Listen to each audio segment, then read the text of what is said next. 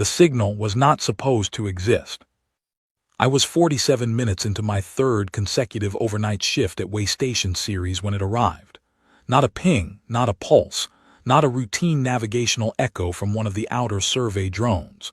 This was a structured transmission, deep band, tightly encrypted, arriving from a bearing that no human probe, satellite, or telescope array had ever successfully mapped. My instruments flagged it as noise. My gut told me otherwise. My name is Owen Garrett. I am 31 years old, and until that night I had spent the previous 2 years doing the least glamorous job in the history of human space exploration. I filtered static. I logged anomalies. I filed reports that 17 people in 3 different bureaucracies would eventually skim and forget. Waystation Series is a relay post, not a research facility.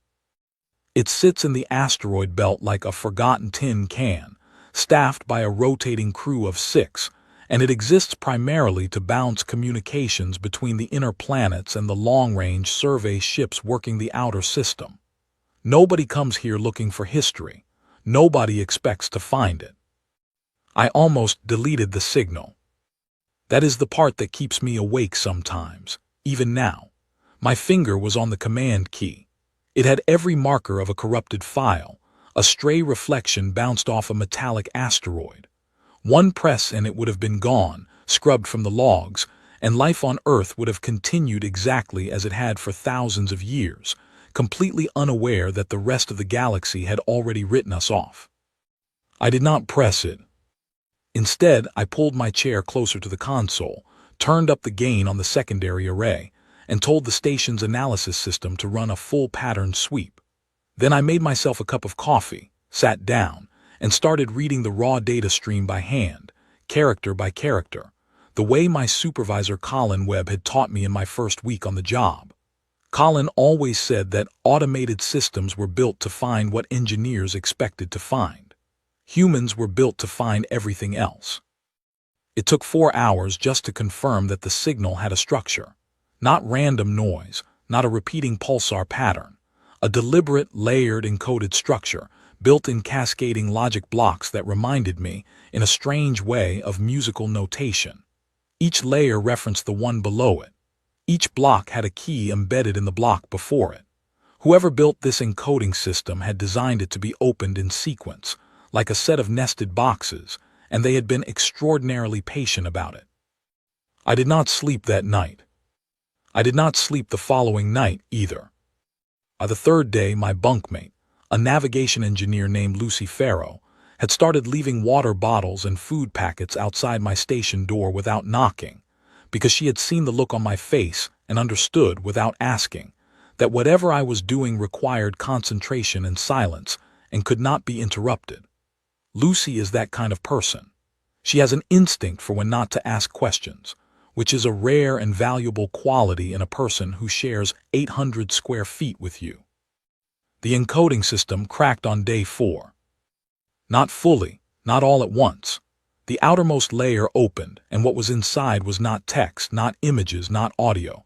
It was a directory, a table of contents, written in a symbolic notation that my analysis software could not parse, and that I had never seen in any xenolinguistics paper, which I had, in my considerable boredom over the previous 2 years, read quite thoroughly. There were 43 entries in the directory.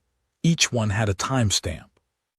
Each one had what appeared to be an identification tag, and each one had a status marker, a single repeating symbol placed next to every entry in the list. I spent 6 more hours on that symbol before I understood what it meant. Extinct. Every entry in that directory was tagged with the same word, extinct. I did not know that yet, of course. I did not know the language. I did not know the word. What I knew was that the symbol appeared identically beside all 43 entries, and that 42 of those entries had names I did not recognize, strings of sounds and shapes that matched no known language on Earth, and that the 43rd entry, the last one in the list, had a name I recognized immediately. So, our son's name, written in our own notation, right there in an alien document, in a filing system I had never seen, tagged with the same symbol as 42 other things that had apparently ceased to exist. I sat very still for a long time. Then I opened Entry 43. The document that loaded was long and dense and almost entirely unreadable. But it had a header, and embedded in that header, apparently as a locator reference, was a set of coordinates. Perfect, clean, precise astronomical coordinates. I ran them through our standard chart software, and the software returned a result in under a second. Earth Sol System, third planet. My hands were steady. I remember being surprised by that. I remember thinking, quite clearly, that a reasonable person would be panicking right now, and that I appeared to not be panicking, and that this was either a sign of exceptional composure or a sign that my brain had simply not yet understood what my eyes were reading. I think it was the second one. I saved everything to an isolated drive. I disconnected that drive from the station network. I wrote a 17-page log entry in my personal journal, not the official log, the personal one, encrypted with a password nobody else knew, detailing everything I had found and every step I had taken to find it. Then I went to the small porthole window beside my station and looked out at the asteroid belt and the distant pale smear of the sun, 4 times smaller from here than it looked from Earth, and I thought about the word beside our name. Extinct. They thought we were gone.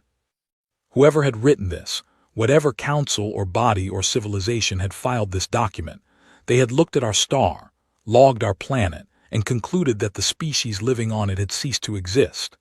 They had given us a name and a file number and a status marker, and then they had moved on, the way you move on from any administrative task once it is completed, without grief, without ceremony, with the mild satisfaction of a box checked and a line closed. We were not a mystery to them. We were not a discovery. We were a closed case. I pressed my forehead against the cold porthole glass and looked at that distant, undersized sun for a very long time, and I thought about every human being alive on the third planet orbiting it. 7 billion people who had never heard of the Galactic Council, who went to work and cooked meals and argued about small things and loved their families, and had no idea, none at all, that somewhere out in the dark, an alien government had declared them all dead. Then I went back to my console. I had a lot more work to do. Over the next 9 days, I said nothing to anyone. Not to Lucy, not to Station Commander Philip Grant, not to the duty officer back at Lunar Relay who checked in every 48 hours to confirm our systems were running. I said nothing because I had nothing certain yet, and I have always believed that uncertain information delivered loudly causes more damage than certain information delivered quietly. My father taught me that. He was a doctor. He spent 30 years telling people things they did not want to hear, and he was very careful about the order in which he presented facts. I thought about my father a great deal during those 9 days. By day 13, I had translated roughly 12% of the document, enough to know that it was an official record, enough to know that it referenced a governing body consisting of multiple species, enough to know that the document was not recent. The timestamp, once I cracked the calendar notation, indicated that this record had been created approximately 11 years ago. 11 years. The signal had been traveling for a long time, bouncing between relay points, and it had finally, after a journey I could not yet trace, reached a small station in the asteroid belt where a bored signal analyst was paying attention at exactly the right moment. I do not believe in fate. I believe in probability, and I believe that improbable things happen more often than people account for because there are a very large number of moments and only a small percentage of them need to go a particular way to produce an extraordinary outcome. Still, on day 14, Lucy knocked on my door. She did not bring water this time.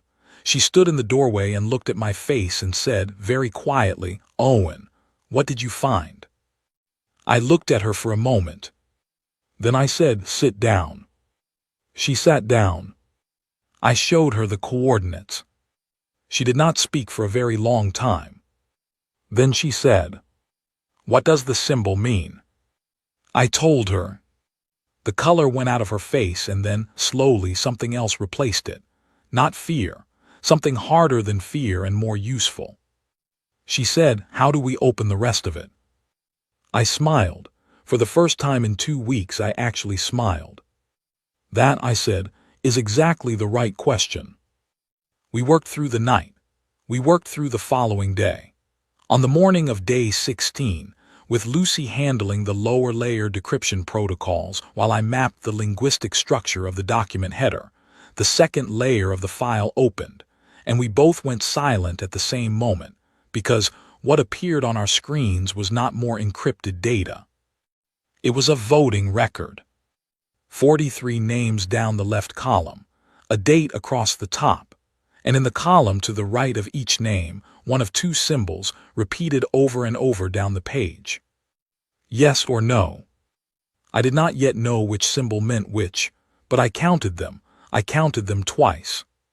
31 on one side, 4 on another. 3 marked differently, set apart, labeled with a third symbol I had not seen before. I stared at that document for a long time. 31 beings from 31 civilizations had looked at a file labeled Sol, third planet, and voted.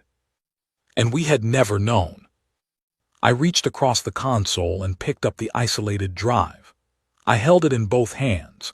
It was no larger than my thumb, smooth and black and utterly ordinary, and it contained the most significant piece of information in the history of our species, and I was the only human being alive who knew it existed.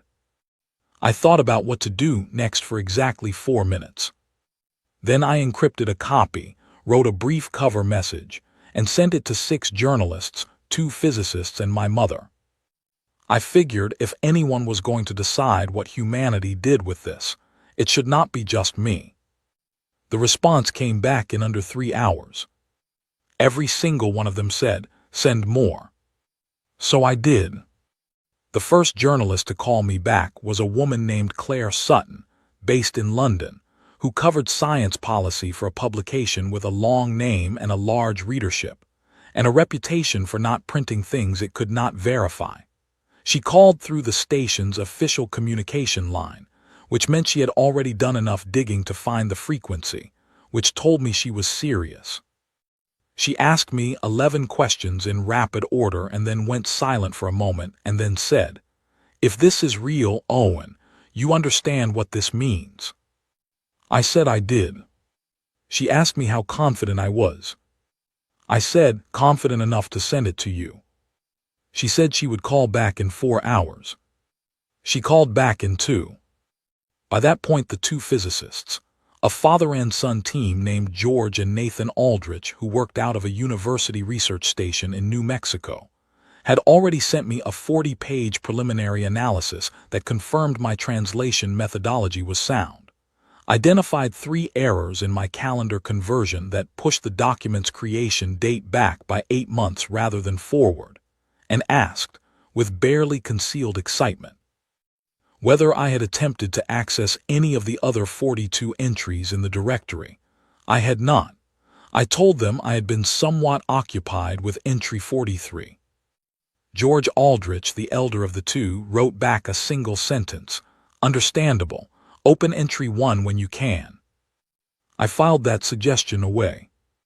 My mother, for her part, sent a message that read, "Owen, please be careful. Also, please eat something. Also, please tell me you have made copies. I love you." I had made copies. I told her so. She sent back a thumbs up. On the day I now think of as day 0, which was 17 days after I first picked up the signal, the story broke publicly. Claire Sutton published it. The headline was careful, factual, and measured in the way that only truly terrifying things need to be.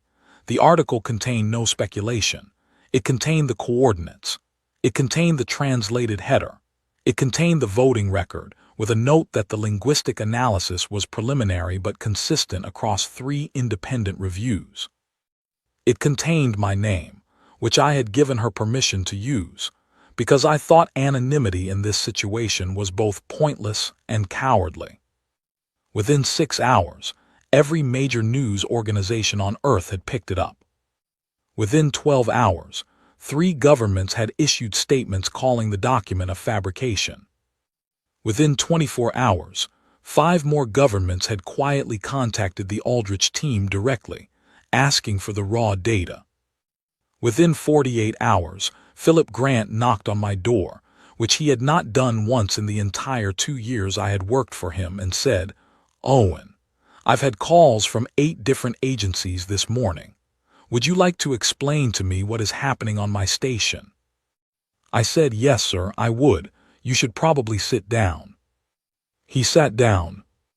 I told him everything.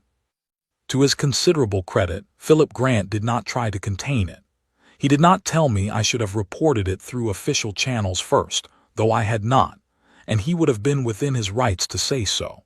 He listened to everything I said, looked at the data I showed him, and then leaned back in his chair and rubbed his face with both hands and said, 11 years. "At least," I said, "that's when the vote was logged. They may have been observing for much longer." He looked at me. "And they thought we were already gone." "Yes." He was quiet for a moment. "How," he said carefully, "does a species get declared extinct by an organization it has never heard of?" It was a fair question. It was, in fact, the question that had been keeping me awake, not the existence of alien civilizations, which was extraordinary but somehow less viscerally upsetting than the specific mechanics of how we had been erased without our knowledge or consent. I had been working on the answer for days, and I had a partial one. I pulled up the section of the document I had been working on most recently. It was dense and still largely untranslated, but the Aldrich team and I had made significant progress on the structural grammar of the Council's primary language, which appeared to be a hybrid of mathematical logic and phonetic notation, and which, once you understood the underlying framework, was not entirely unlike reading sheet music. The meaning was encoded not just in the symbols themselves, but in their relationship to each other, their spacing, their layering. What I had been able to reconstruct, imperfectly but with growing confidence, was this. The Galactic Council maintained a registry of all known inhabited or potentially inhabited planetary systems. The registry was updated periodically based on observation data collected by a network of passive monitoring devices, none of which we had ever detected, placed throughout the galaxy at intervals spanning what appeared to be hundreds of thousands of years. The devices did not interfere. They did not communicate. They simply listened, recorded, and transmitted periodic reports to the Council's central archive. Earth had been on the registry for a very long time. And then, at some point, the monitoring report had changed. I had not yet translated the exact language of that report, but based on the context, based on the voting record and the discussions that surrounded it, which I was still working through, I had formed a theory. Our early industrial period, roughly the mid-19th century to the mid-20th, had been characterized by a very specific pattern of electromagnetic output. Machines, radio, electrical systems. And then, as our technology advanced, as we moved from broadcasting broadly to transmitting in tighter, more directed beams, as we began using fiber and digital rather than open radio, our electromagnetic footprint had changed dramatically. What had once looked like a noisy, active, technologically developing civilization had gradually become something much quieter. To a monitoring device that was listening for broad-spectrum output as a sign of life, we had gone silent. The Council had not sent anyone to check. They had looked at the data, seen the silence, and voted. 31 species had looked at a monitoring report showing reduced electromagnetic output from Sol 3 and concluded that the biomorphs living there had followed the same path as 42 other entries in their registry. Gone, done, filed and forgotten. And because no one had checked, because it was easier and faster and more efficient to trust the data than to travel 17 years in any direction to look with their own eyes, we had been classified accordingly, and the solar system had been quietly earmarked for future resource survey, and that had been that. I thought about how many committees on Earth had made decisions based on incomplete data.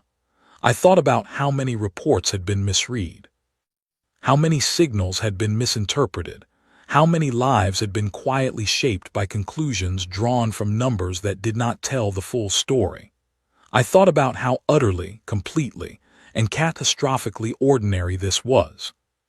The universe, it turned out, was not so different from an overworked government office. Philip pulled the data sheet closer and read it for a long time in silence. Then he said, "So they made a mistake." "A procedural one," I said, "and an understandable one given the information they had, but yes." He thought about that. "And now they know they made it." "They will," I said, "or they will very shortly." He looked up. "What do you mean very shortly?" I told him about Claire Sutton's article, about the 48-hour publication timeline, about the fact that if there were relay devices distributed throughout the galaxy, and some of those relay devices were close enough to receive Earth's current communication output, and if those devices were actively transmitting to the Council, then the Council would know that their registry entry for Sol 3 had been made public the moment that information became loud enough to catch. Philip was quiet for a very long moment. "You've already started it," he said. "I didn't start it," I said. "They did. 11 years ago. I just made sure we were part of the conversation." He thought about that for a while. Outside the porthole, the asteroid belt drifted slowly, a ribbon of old rock and older dust circling a sun that was, from this distance, just another bright point in a field of thousands. Our sun, small and pale and unremarkable from out here, surrounded by the same kind of cold nothing that surrounded every other star in every direction you could point. We had always thought of space as empty. It was not empty. It had never been empty. It was full of people who had been watching us and had decided, based on what they saw, that we were no longer worth watching. We were going to have to change their minds. Philip Grant stood up from his chair. He straightened his jacket. He looked at me with the expression of a man who has just been informed that the building is on fire and has decided, after a brief moment of consideration, to walk toward it rather than away. "I'm going to need the full briefing," he said. "Everything you have, every translated line, every partial, every theory. I'll have it ready in 2 hours. Make it 1. He walked out. Lucy appeared in the doorway a moment later with 2 cups of coffee. She set one down in front of me without a word. I noticed her hands were completely steady. I picked up the cup, took a sip, pulled the isolated drive from my pocket and plugged it back into the console. There were still 38 entries in that directory I had never opened. And somewhere out in that dark, in chambers and halls and deliberation rooms I could not yet picture, 38 species who had voted our species off the map of the living universe were about to discover something that no filing system, no monitoring device, no administrative procedure had prepared them for. We were still here. We had heard them. And we had questions. The message went live at 9:42 in the morning, London time, on a Tuesday. By 11, it had been read by more people than had ever read any single document in human history. By 2 in the afternoon, the servers hosting Claire Sutton's article had crashed and been restored 4 times. By evening, it had been translated into every major language on Earth by volunteers who had not waited for official translations, because waiting was no longer something humans were willing to do.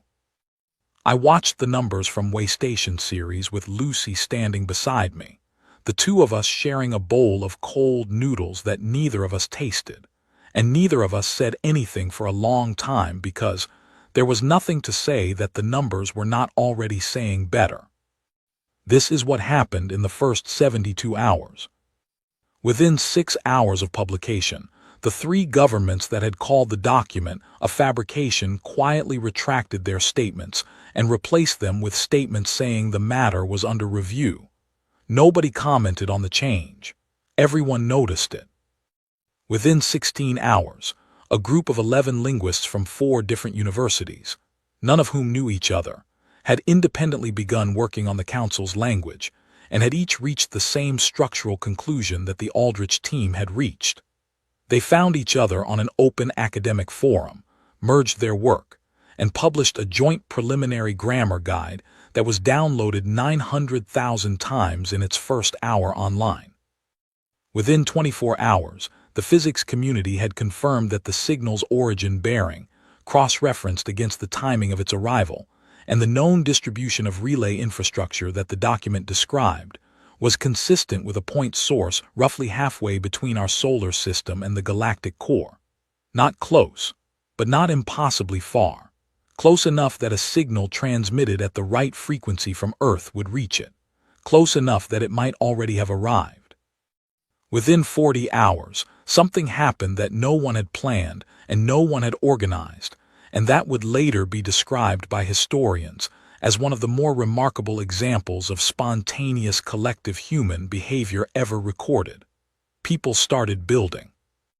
Not rockets, not weapons, not monuments. They started building transmitters. Amateur radio operators, university engineering departments, military communications researchers, retired satellite engineers, high school science clubs in places like Nairobi and Oslo and Guadalajara. All of them began, independently and then in increasingly connected coordination, designing and assembling and proposing specifications for a device capable of transmitting a tight beam signal at the frequencies identified in the Council's relay architecture. Forums appeared overnight. Designs were shared and critiqued and improved within hours. Argument and collaboration happened in parallel, often in the same thread, often between people who had been strangers 24 hours before. I watched this from the station and felt something I could not immediately name. It took me a while to identify it as pride.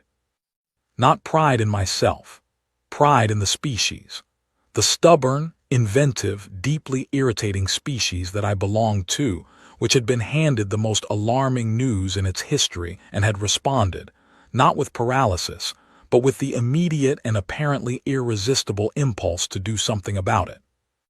On the ground, the situation was more complicated. Every government with a space program had contacted every other government with a space program, and the conversations were not all calm. There were arguments about who had the authority to respond on behalf of Earth, which was a question that had never needed answering before and turned out to have no existing framework. There were arguments about what to say.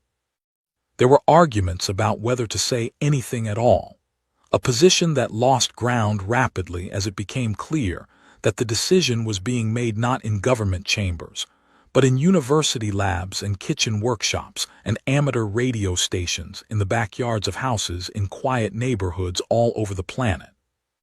Humanity was not waiting for permission. The person who eventually coordinated the formal response was a woman named Diana Cooper, a career diplomat who had spent 20 years working in international treaty negotiations and who had the particular combination of patience, stubbornness, and complete immunity to political theater that the situation required. She was not the most senior person available. She was not the most famous. She was, by the account of everyone who worked with her in those weeks, simply the most effective, and in a crisis driven by the need to produce a coherent message from a species that had never had to speak with one voice before, effectiveness was the only qualification that mattered. Diana assembled a working group. Not a committee, she was very specific about the distinction. A working group. It had 47 members, drawn from 23 countries, and it included linguists, physicists, legal scholars, diplomatic historians, xenobiologists, and one retired signal analyst from Waystation series who participated by live link, because leaving the station at that particular moment seemed like the wrong choice. That analyst was me. The working group met for the first time 4 days after publication. The agenda had one item. It read, "What do we say?" The discussion lasted 11 hours. I will not recount all of it. I will say that it was, at various moments, brilliant and frustrating and funny and completely terrifying, which seemed appropriate given the circumstances. What I will describe is the moment when the question shifted, because that moment is the one I remember most clearly. We had been arguing for several hours about tone, about whether the response should be formal or direct, technical or broad, legally framed or written in plain language. A legal scholar named Henry Bowen had spent 40 minutes outlining the case for a document written entirely within the Council's own procedural framework, citing the specific articles under which the extinction decree had been issued and the specific grounds on which it could be challenged. It was a thorough and impressive argument, and it made the group quiet, not because people disagreed, but because people were thinking. Then a physicist named Ann Whitfield, who had not spoken for most of the session, said very quietly, "What language do we write it in?" The room went still. She continued, "We've been talking about what to say and how to say it, but they have 17 identified official languages in that directory. If we transmit in one, we are implicitly ranking them. We are telling 37 other species that their language is secondary." Silence. "So we write it in all of them," Diana said. "We don't have complete translations of all 17. Then we use what we have and we note the gaps honestly. We tell them our translation is imperfect. We tell them we are working from an incomplete key and that any errors in interpretation should be attributed to the limitations of our access, not to our intentions."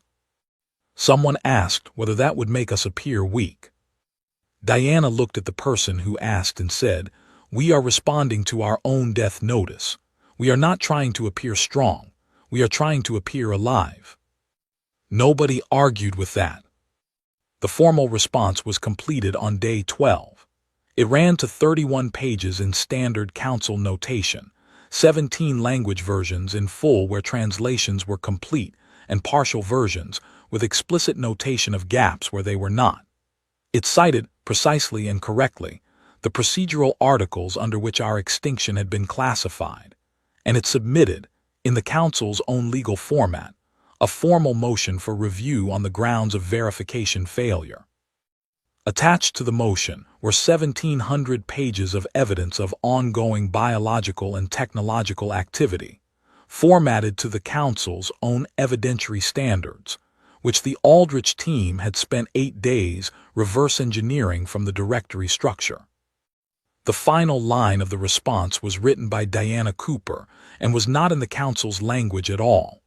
It was in English, included as an appendix with a translation note, and it read, "We note that your registry has listed us as absent. We wish to correct this record. We are here. We have always been here. We would like to be heard." Simple, direct. No anger, no pleading, no performance. Just a statement of fact delivered by a species that had been filed away and had decided with complete calm that it was not done yet.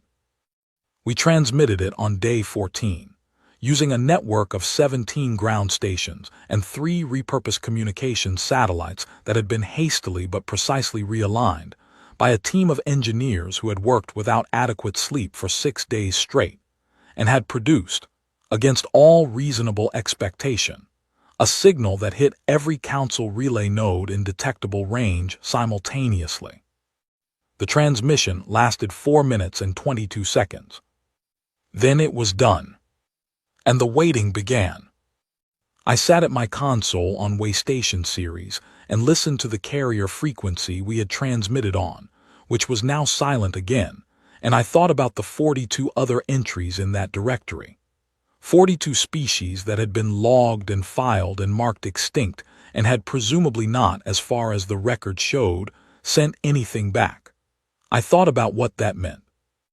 Whether they were truly gone, or whether they had simply not had a Lucy Farrow leaving food at the door, a Claire Sutton who called back in 2 hours instead of 4, a Diana Cooper who understood that the right moment to act is not the moment when everything is ready, but the moment when waiting costs more than moving. I thought about Observer 9, the third dissenting vote in that registry, the one listed only by that designation with no species name attached, the one who had voted no, the one who had argued that the extinction had not been verified. I wondered what Observer 9 was, and whether it was watching, and what it thought of what we had just done. I had no answers. I had a signal, a drive full of partially translated documents, a working group of 46 people, and one diplomat who had turned out to be exactly the right person for a job one had known needed doing, and a species that had, in the span of 14 days, decided collectively, and without much prior discussion, that it was not going to accept the verdict of a bureaucracy it had never heard of. I thought that was probably enough for now. I turned off the overhead light in my station room, lay down on my narrow bunk, and for the first time in 2 weeks I slept. The council did not answer immediately. This surprised no one. The distance alone meant that any exchange would play out in delays measured in weeks, possibly months. What we had not anticipated was the response that would reach us before the council responded at all, because we had been thinking of this as a bilateral situation, Earth and the council, two parties in a direct exchange, and we had forgotten something fundamental. There were 38 other species watching. The first sign that the wider galactic community had noticed our transmission came 11 days after we sent it.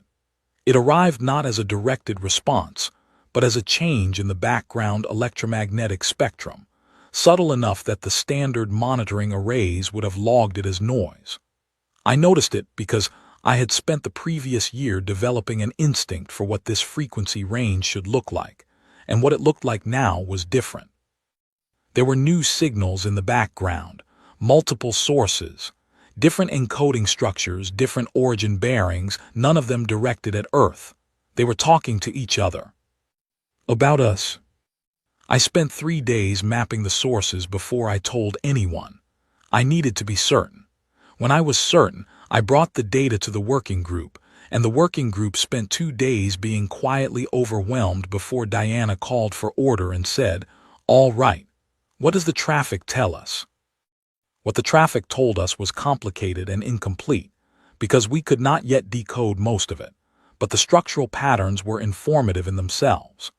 The signals showed a sharp increase in the volume of communication between at least 6 identified relay nodes over the 11 days since our transmission. Some of this traffic appeared to originate from species that had voted in favor of our extinction, based on the directional bearings matching those listed in the Council directory. Some appeared to originate from directions we had not yet been able to associate with any known entry. And some, a small but distinct cluster of signals, appeared to originate from the same bearing as the third dissenting vote, Observer 9. Henry Bowen, the legal scholar, was the first to articulate what this implied. He said it during a working group session that had started at 7 in the morning and had already run for 6 hours when he raised his hand and said, "They're not a unified body." Everyone looked at him.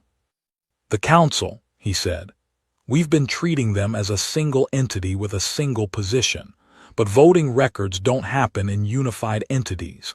Committees happen in institutions with factions. What we're seeing in this traffic pattern is what you always see when an institution gets an unexpected problem. The factions are arguing." Diana said, "Which factions?" Henry looked at the signal map on the screen behind him. "The ones who want to correct the error quietly. The ones who want to treat this as a threat. The ones who are curious. And at least one party," he pointed to the Observer 9 bearing, "who appears to have been expecting us to do exactly this." The room went very quiet. The implications took a moment to land, and when they did, they landed differently for different people. The physicists went immediately analytical, talking about what Observer 9's apparent expectation implied about the signal's origin, whether it had been sent deliberately rather than simply detected and forwarded. The diplomats went immediately strategic, discussing what a pre-existing sympathetic party within the council meant for how we framed any future communication. I went somewhere else entirely. I thought about a vote 11 years ago, in a chamber I had never seen, attended by beings I could not picture, deliberating over a file labeled with the name of my home star. I thought about 3 votes cast against the majority. I thought about one of those votes, listed without a name, described only by a number, who had argued that the evidence of our extinction was insufficient, that someone should go and look, that closing a case without verification was a procedural error. Observer 9 had been right. And Observer 9 had not stopped there, because the signal I had intercepted, the one that had started all of this, the one that should not have existed, the one my instruments had flagged as noise and my gut had told me to keep, had not come from the direction of the Council's primary relay network. It had come from the direction of Observer 9's bearing. I had known this for some time. I had not said it to the working group because I was not certain of the implication, and I did not want to introduce uncertainty into a situation that already had more than enough. But sitting in that session, watching Henry Bowen draw lines between signal sources on a star map, I became certain. Observer 9 had sent us the file. Not accidentally, not as a system failure or a stray transmission, deliberately. A single tight beam burst, precisely aimed at a listening post in the asteroid belt of the very system it contained information about, timed to arrive when the station was staffed and the equipment was running and someone was paying attention. Someone had decided that we deserved to know. I raised my hand. Diana looked at me. I said, I need to show you something about the original signal. The session ran for 4 more hours after that. By the end of it, the working group had reached a consensus that I had not expected, and Diana had not pushed for, and which had arrived, as the best decisions in that group always did, through a process of argument that looked like chaos until suddenly it was clarity. We were not going to wait for the Council to respond to our legal motion. We were going to write to Observer 9 directly. Not a formal document, not a legal filing, a letter, addressed to a species we could not name in a language we were still learning, acknowledging that we believed they had helped us, and asking, simply and directly, if they were willing to talk. A young linguist named Paul Norris, who had joined the group in the second week and had been quiet for most of it, wrote the first draft in 4 hours. It was clean and short and utterly without pretense, and when Diana read it aloud to the group, the room was silent in the way rooms are silent when no one wants to be the first to break something that feels right. She asked if anyone had changes. Nobody did. We transmitted it the following morning, on the same frequency as the original signal, aimed at the same bearing, with the same precision and the same hope that had driven everything we had done since the night a signal analyst in the asteroid belt had decided not to press delete. The Council's formal response arrived 6 weeks later. It did not come as a reply on our transmission frequency. It came as a tight beam burst directed at Earth's primary satellite network, encoded in standard Council notation, and it was not what any of us had expected, which was either a legal counterargument or a demand that we cease communication. It was something much simpler. It was a summons. Not a threat, a summons. Formal, procedural, entirely consistent with the Council's own charter, which the legal team had by that point translated in full. The language stated that in light of new information regarding the classification status of Sol 3, the Council had convened a special review session and invited the affected party to attend in person or by authorized representative. Invited. That word was in the translation twice, and Henry Bowen confirmed both times that the usage was correct, that it was genuinely an invitation rather than a command, that under Council procedural rules an invited party retained the right of refusal and the right to set conditions for attendance. We had been invited to our own hearing. The argument about who would go lasted 3 days and was simultaneously the most and least important argument the working group ever had, because the answer was obvious to almost everyone from the beginning, And the 3 days were spent not on the question of who, but on the question of whether, on whether sending a human being to a chamber of alien governments was wise or reckless or premature or overdue, and on what it meant to represent a species in a room where your species had previously been filed under extinct. Diana Cooper did not argue for herself. She made the case for the mission and then sat back and let the group decide, which was, I had come to understand, her way of leading. She never pushed for conclusions. She built the architecture in which conclusions became inevitable. On the 3rd day, the group voted.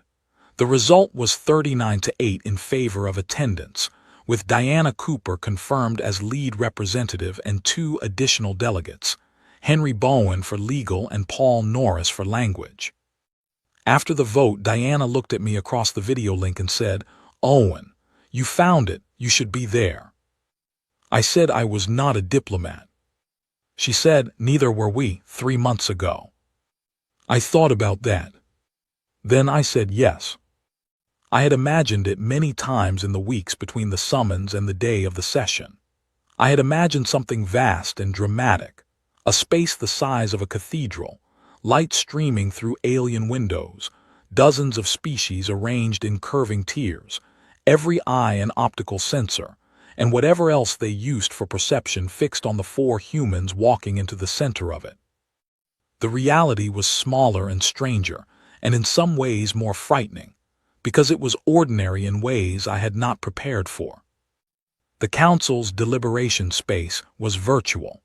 This was the first thing we learned when the technical specifications arrived with the formal invitation documents. There was no physical chamber that we needed to travel to, which was fortunate given the distances involved. The council operated through a distributed presence system, each species participating through a projection interface that rendered all attendees in a shared virtual space as neutral geometric forms, because the council had learned, over its long history, that embodied representation, showing up as your actual physical form with all the associations that carried, introduced variables into deliberation that were difficult to manage. Everyone appeared as a shape. Everyone was equal in that specific and deliberate way. Earth had been allocated a form by default, a pale blue sphere, roughly human-sized, simple and undecorated. When Diana first saw it in the pre-session technical briefing, she looked at it for a moment and then said to the technician setting up the interface, "Can we change the color?" The technician said she believed so. Diana said, "Make it green and blue, the actual colors like the planet." The technician made the change. It was a small thing. It would mean nothing to most of the entities in that chamber. But Diana Cooper had understood something that I was still learning, which was that every choice you make in a room where no one knows you is an act of introduction. We were not going to show up as a default. We were going to show up as ourselves. The session was scheduled to begin at a time that translated, after considerable calendar mathematics, to approximately 2 in the afternoon on a Thursday in late autumn. We were in a secure facility in Geneva, the 4 of us, in a room that had been set up specifically for this purpose, with the interface hardware and a full support team and enough coffee to sustain a small research expedition. The room smelled of electronics and nervous energy. Outside the windows, Geneva was carrying on in the usual way of cities that have been the site of important human decisions for a long time and have developed a certain composure about it. I sat in my designated interface chair and adjusted my headset and looked at the blank space in front of me that would, in a few minutes, become something no human had ever seen from the inside. Paul Norris was beside me, reviewing vocabulary on a tablet. Henry Bowen was on the other side, reading through the procedural notes he had compiled, which ran to 312 pages, and which he had memorized to a degree that I found both impressive and slightly alarming. Diana was standing by the window, looking out at the city, not reading anything. I said, "Are you nervous?" She said, "Terrified." I said, "You don't look it." She said, "I know it's a skill." Then the interface came online, and the room in Geneva went away. The council chamber in virtual space was not a cathedral. It was more like being inside a quiet library, which was not a comparison I had expected to make, but which arrived immediately and felt accurate. The space was large but not overwhelming. The proportions were calm. The ambient quality of the shared environment, the council's deliberate construction of a neutral sensory space, leaned toward a kind of carefully managed stillness that was, I realized, designed to slow things down. Decisions made in rooms that feel urgent are different from decisions made in rooms that feel considered. Someone had thought carefully about that. Around the central space, arranged in a loose configuration that had no obvious hierarchy, were the projection forms of the council species. Not all 38. The invitation had specified a special review session, which under council rules meant a smaller convened group, the parties directly relevant to the matter under review. 11 species were present. 11 projection forms in various shapes, none of them human, all of them utterly still in the way that projection forms are still when the beings inside them are paying close attention. And at the edge of the chamber, slightly separated from the others, a single form that I did not recognize from any of the directory entries. Not a named delegation, not a labeled party, a form that sat at the margins of the space with the quality of something that has been present for a very long time and knows how to be unobtrusive about it. No label, no designation visible. But I knew the bearing. Diana stepped forward. Her projection, green and blue, moved into the center of the space, and the chamber acknowledged her arrival with a shift in the ambient tone, a slight brightening that the technical briefing had told us was the council equivalent of a room coming to attention. She did not wait to be addressed. She had discussed this with Henry and Paul for 2 days, the question of protocol, of whether to speak first or respond, and the conclusion they had reached was the same conclusion Diana always reached when the rules were ambiguous. Do what is honest. She said in standard council notation, spoken aloud and simultaneously transmitted in text format through the interface. Thank you for the invitation. We are grateful for the opportunity to speak. We recognize that this session exists because a classification error was made, and we ask only that the record be corrected so that it reflects what is true. We are here. We are well. We have been here for a very long time. Her standard was not perfect. Paul had coached her for weeks, and she had worked at it with the same patient stubbornness she brought to everything, but it had the slight softness of a learned language rather than a native one. She had decided not to hide that. She had decided that showing the work, showing that we had learned their language rather than asking them to learn ours, was worth more than the illusion of fluency. The chamber was quiet for a moment.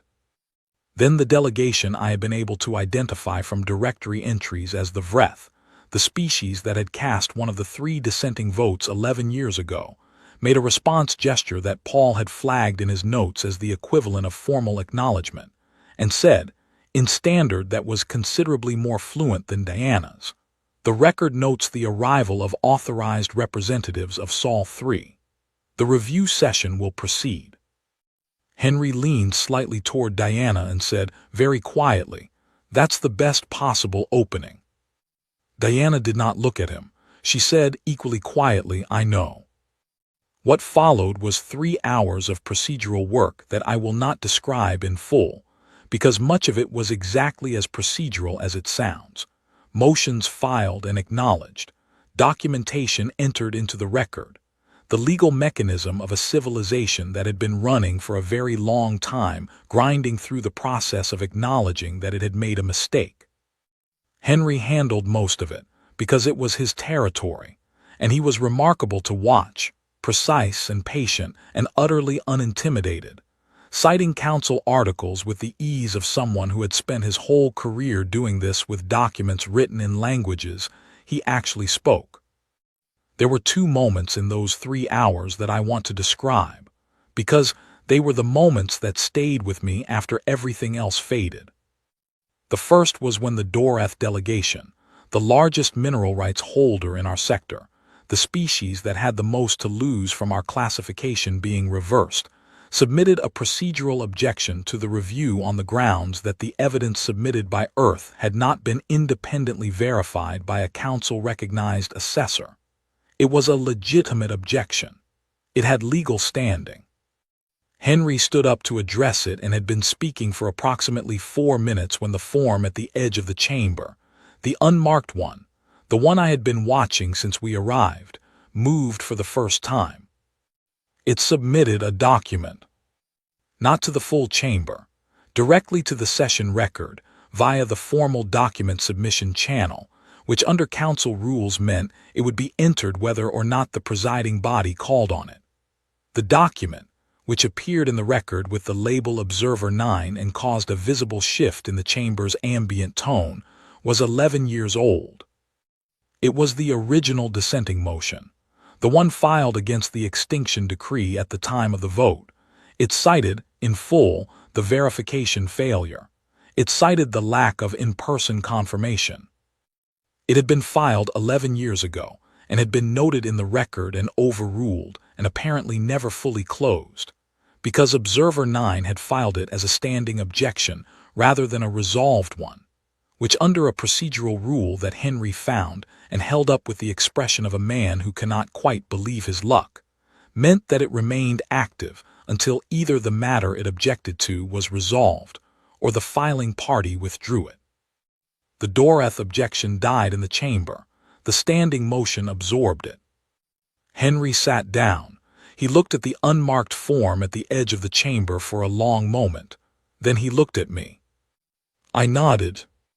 The second moment came near the end of the session, after the vote, which passed with 6 in favor, 3 abstentions, and 2 opposed, the 2 being the Dorath and one other species whose name I did not recognize, reclassifying Sol 3 from extinct to active and suspending all resource survey designations pending a full bilateral engagement framework.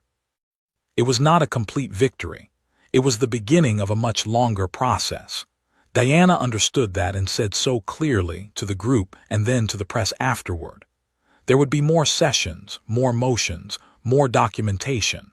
We had been given a provisional seat, the smallest legal foothold available without formal admission, and we would have to do the work to build it into something real. But the classification had been changed. The file marked extinct had been reopened. As the session formally closed and the chamber began to dissolve, the unmarked form moved again. It did not move toward the central space. It moved toward the edge of the chamber where our delegation was still standing, and it stopped at a distance that was, I thought, carefully chosen, close enough to speak, far enough to leave us the choice of whether to respond. It said, in a language that was not standard council notation, a language that Paul Norris touched my arm about with an expression of controlled astonishment, the language of the monitoring report, the base language of the directory, a language much older than the council itself. We wondered when you would hear us. Paul translated it in a whisper, his voice very steady. Diana looked at the form for a moment. Then she said in English, and Paul translated simultaneously into Standard, "How long did you know?" The form was quiet for a moment that felt very long. Then it said, "Since the vote, we left the signal where you would find it." I thought about a small station in the asteroid belt. I thought about a signal that was not supposed to exist, arriving on a bearing that should have been empty, flagged as noise by every automated system, and saved by a habit of paying attention that a man named Colin Webb had taught me in my first week on a job that no one considered important. I thought about 43 entries in a directory, 42 marked closed, 1 marked now as open. I thought about every species in that registry, and whether any of them had ever had someone listening on the right frequency at the right moment, or whether the signal had gone out and found nothing, and whether Observer 9 had done this before, many times, over a very long history, and learned to be patient about the outcome. I said, in my limited and imperfect standard, because I needed to ask for myself and not have it translated. Why? The form was quiet again. Then it said something that Paul did not immediately translate, because his standard was excellent, but this was not standard, and it took him a moment to work through it. And when he did, his voice had the quality of someone handling something carefully. He said, "It says, because a registry that only records endings is not a registry. It is an obituary. We prefer to keep records of the living." The chamber was almost empty now. The other delegations had withdrawn. The virtual space was fatting at the edges, the careful stillness of it dissolving back into whatever substrate it lived in between sessions. Observer 9 did not move for another moment. Then it said, in plain standard this time, quiet and clear, "There is much to discuss, when you are ready." Then it was gone. The room in Geneva came back. The coffee was cold. Outside the windows, the city was still going about its business in the usual composed way of cities that have hosted history before. Diana removed her headset and set it on the table. She looked at her hands for a moment, the way people sometimes do after they have been holding something important and have just let go of it. Then she looked at me and said, very quietly, "We need better translators." I laughed. It came out louder than I intended, and the support team looked at me from across the room with expressions that were somewhere between alarm and understanding. I said, "We need better everything." She said, "Yes, but we have time now." She was right, we did. For the first time in 11 years, the file was open. We were not a closed case. We were not a line at the bottom of a registry. We were not the 43rd entry in a directory of things that had ceased to exist. We were a voice in a conversation that had been happening without us for longer than our written history, and we had just taken our seat at a table we had not known existed, in a room we had found because someone left a door open, and someone else had the habit of walking through doors that should not have been there. I picked up my cold coffee. I drank it anyway. Outside, the sky over Geneva was turning the particular color it turns in late autumn when the clouds are thin, and the light comes through